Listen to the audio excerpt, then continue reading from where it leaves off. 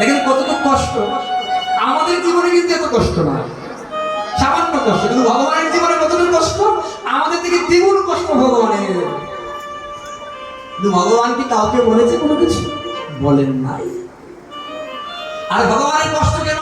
ভগবানের কষ্ট হচ্ছে সেই কারণে কষ্ট, ভগবান লোকশিক্ষার জন্য। ভগবান শ্রীমদ্ ভগবত গীতায় বলেছে, হে অর্জুন তুমি জানো এই জগৎ সংসারটাই হচ্ছে দুঃখের আলয়। এই জগতে আমরা কেউ সুখী নয়, একমাত্র সুখ আছে কৃষ্ণ চরণে। ঠিক তদ্রূপ এক বিখ্যাত ব্যক্তি, অনেক টাকা পয়সার মালিক, সে একদিন ভাগবত পাঠে গিয়েছে। ভাগবত পাঠে গিয়ে দেখতে পাচ্ছেন ভাগবত পাঠক ওনাকে বলছেন, তোমার তো স্ত্রীও নাই, পুত্রও নাই, বিবাহ করো নাই, আচ্ছা আমি কিভাবে চলবো? ওই বিখ্যাত অর্থশালী ব্যক্তিকে বলেছে, শোনো শোনো শোনো, তুমি তোমার গৃহে গোপাল বিগ্রহ স্থাপন করো, গোপালকে স্থাপন করে গোপালের সেবা করলে গোপালেই তোমাকে দেখবে। সেই বলে ওই ভাগবত পাঠকের কথা শ্রবণ করে বাড়িতে গোপাল বিগ্রহ বসিয়েছে। যখন বাড়িতে গোপাল বিগ্রহ বসিয়েছেন, প্রতিদিন নয়ন জলে গোপালের সেবা করছেন। এই যে গোপাল মন্দির আপনাদের, প্রত্যেক দিন যদি কেউ এই গোপাল মন্দিরে এসে গোপালের দিকে তাকিয়ে, জগন্নাথের দিকে তাকিয়ে 2 ফোঁটা নয়নের জল দিয়ে যেতে পারেন, আপনার এই মানব জীবন সার্থক করে এই জীবনে আপনি গোলক বৃন্দাবন ধামে যেতে পারবেন। আর কিছু লাগবে না, শুধু একটু কাঁদবেন। আর কান্নাটা কার জন্য? কৃষ্ণের জন্য।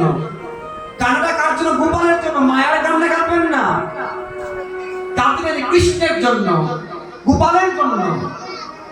আর যদি সামর্থ্য থাকে, প্রতিদিন গোপাল মন্দিরে এসে একটু তুলসী পত্র দিয়ে যাবেন। চৈতন্য চৈতামৃতে কৃষ্ণদাস কবিরাজ গোস্বামী লিখেছেন, কেউ যদি গৌর হরির চরণে, গোবিন্দের চরণে একটু জল তুলসী দিয়ে প্রতিদিন সেবা করে, ভগবান তার কাছে বিক্রি হয়ে যায়। ভগবান বেশি কিছু চান না। তো প্রতিদিন ওই গোপালের সেবা করছেন তিনি। আর গোপালের জন্য কি করে জানেন? গোপালের জন্য চকলেট, মিষ্টি, লাড্ডু এগুলো দিচ্ছেন। আর গোপালকে বলছে, গোপাল আমার তো স্ত্রীও নাই, পুত্রও নাই, শুধু অর্থ আছে, টাকা আছে, বাড়ি আছে, এগুলা তোর সঙ্গে যাবে না।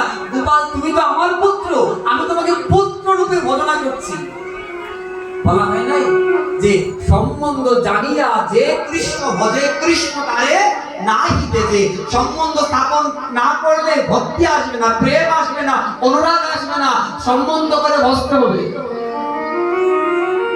এবার সেই সময় এক ব্যক্তি, তার বন্ধু এসে বলছে, সারাদিন যে গোপাল গোপাল গোপাল বলছো, আচ্ছা এই গোপালকে তোমার সঙ্গে কথা বলে, আর তোমার যেদিন মৃত্যু হবে, তোমার তো স্ত্রীও নাই, পুত্র নাই, তোমার মুখে কি আগুন দেবে তোমার গোপাল?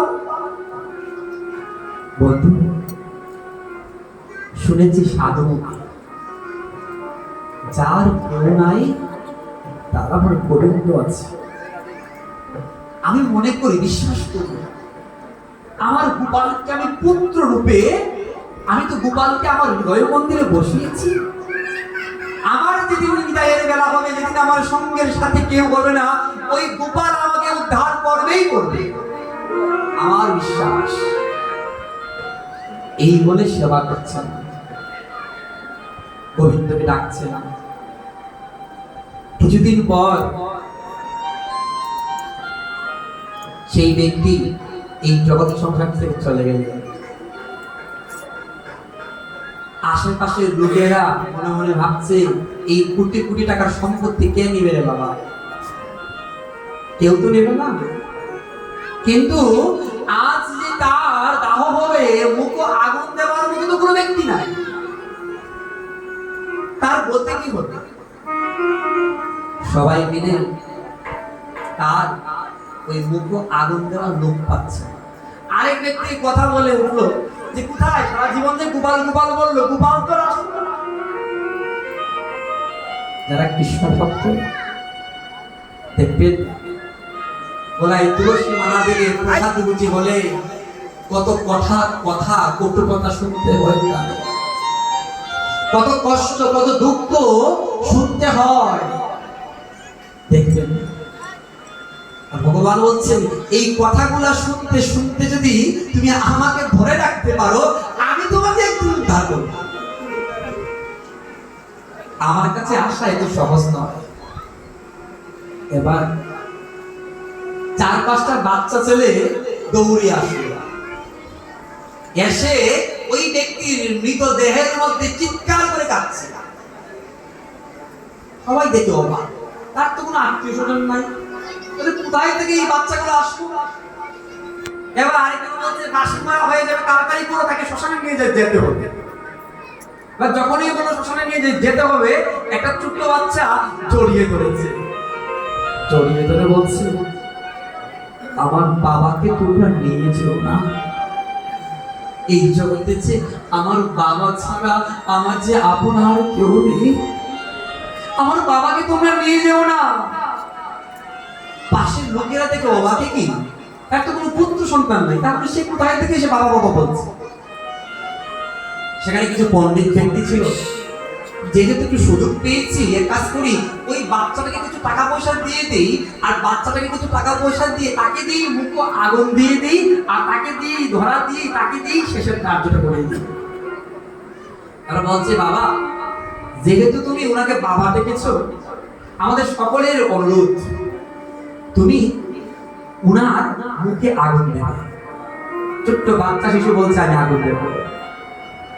এবার ছোট্ট বাচ্চা শিশু হাতে আগুন নিয়ে ওই ব্যক্তির মুখে আগুন দিলেন।